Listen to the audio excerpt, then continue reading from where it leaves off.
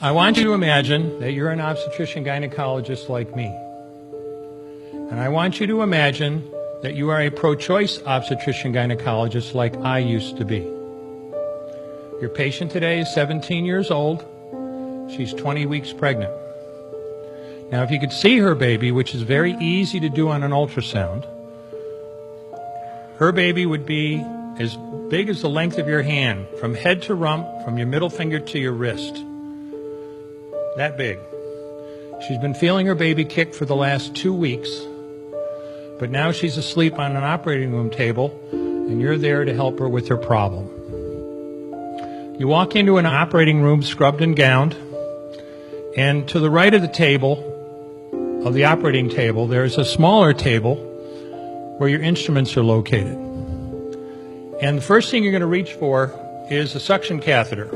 It's about 9 inches long, it's clear plastic, and I want you to picture yourself putting this up through the vagina, through the cervix, and into the uterus, and then instruct your circulating nurse to turn on the suction machine. Now what you'll see is pale yellow fluid running through the tubing into the machine. That was the amniotic fluid that was there to protect the baby. Now if she were only, and I told you, a 20-week baby, head to rump, not counting the legs, is the middle of your finger to your wrist. If she were 12 weeks pregnant or less, measured from her last period, her baby would be, a 12-week baby is the width of your hand, head to rump, not counting the legs. And if she were 12 weeks pregnant or less, you pretty much could do the entire abortion with this one instrument. But babies this big don't fit through catheters this size. When you're done with that, you reach for your Sofer clamp. You get your Sofer clamp. It's about 13 inches long. It's stainless steel. And the business end, when you get a hold of this, look at it.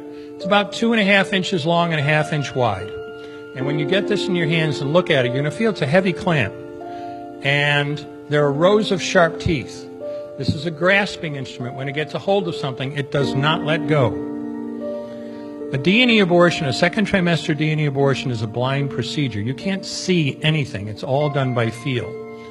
So picture yourself, and I'm serious, picture yourself putting this up through the uterus. Be really careful, because the walls are thin and soft, and it is easy as pie to go right through them.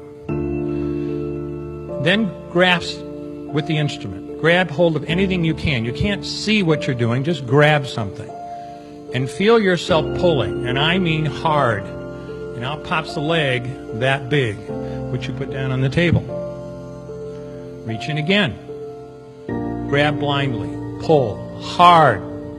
Out comes an arm the same length, which you put down on the table. And reach in with this instrument again and again and tear out the spine, the intestines, and the heart and lungs. A head on a baby that size is about the size of a plum. And again, you can't see it. You have a pretty good idea you're there if you've got a hold of something and your fingers are spread as far as they'll go. You know you did it right if you crush down on the clamp and white material runs out of the cervix. That was the baby's brains. Now you can pull out skull pieces. You have a bad day like I had a lot of times. Sometimes a little face comes back and stares back at you. Congratulations. You just successfully performed a second trimester D&E abortion. You just affirmed her right to choose. You just made $800 cash in 15 minutes. And when somebody goes, I'm pro-choice, then I hope they understand exactly what it is that they're championing.